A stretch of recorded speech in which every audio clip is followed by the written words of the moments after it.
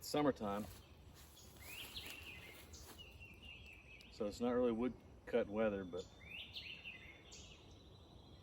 I like to cut wood all year, even when it's super hot. Today it's in the 90s, and we've got some red oak that fell this spring, and the logs have been cut out of it. It's over at my neighbor's place, and I'm gonna clean up this limb wood for firewood. And speaking of limbing, I like to do mine with an axe. You can do it with a chainsaw, most people probably do, but I find this to be a very fun way to use the axe and efficient way of limbing. This is a Prandy 1500 gram felling axe. It's got a very wide blade. It's not very heavy. It's got a long handle which reaches down to the ground, and it's the perfect tool for this job because you don't have to worry so much about accuracy. It's got a thin bit that bites quite deeply, and it really cleaves these limbs efficiently of all sizes. So I like to get the limbs out of the little limbs, obviously, that I like to get these guys out of the way and then get the saw out. I don't like running chainsaws. I think I've said that before. They're loud and dangerous. But I can't chop that in half every time I want a piece of firewood. Okay, so I'll show you this too, how I do it. There's only a couple things you really need to think about. One is you want to limb from the log to the leaves, so up the tree, and you want to keep the big logs between you and the wood. Let me get this one out of the way and I'll show you a little better.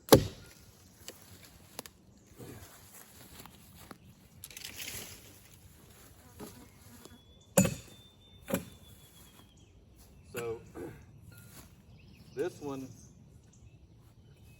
best way to chop at it's this way. It's on the other side of the log, which makes it a little bit cumbersome, but just go at it like this. Keeping the log between you and the limb is just for safety.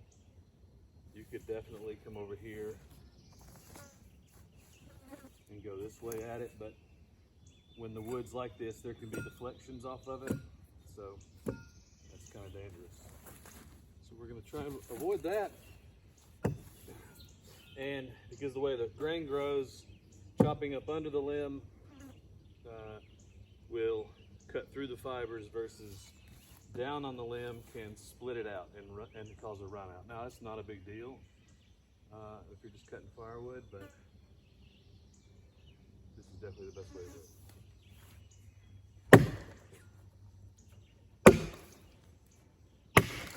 And it's really fast, especially if you got a good sharp axe.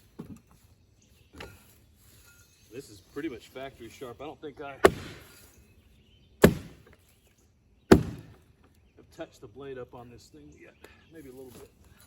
Now I'm not on the other side of the log here, but this is far away, and I'm chopping basically on top of the log. That's a little bit different than if it's on the side. If it's on the side, you definitely want to be across it. If it's on top, it's okay to be on the same side. I mean, you can't be on the other side because you'd be under the log.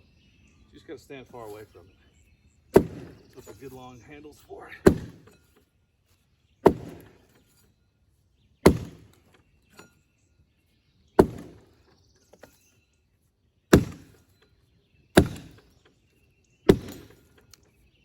This has got some exposed grain.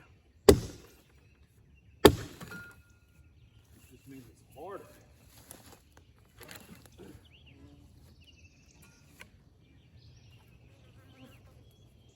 Neighbor's got a big old tractor, so he cleans up all the stuff I don't take. Pretty good deal. Okay, one on top.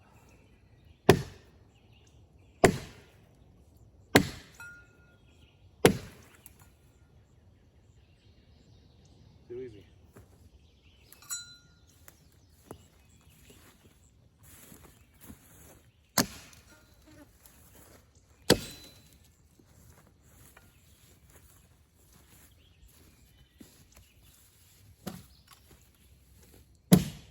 When you're chopping on elevated wood, it's really dangerous because if you miss, coming right down at your feet,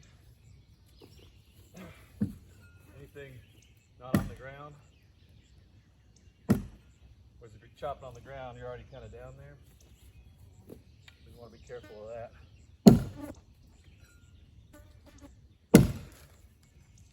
And you don't have to go hard at this little stuff.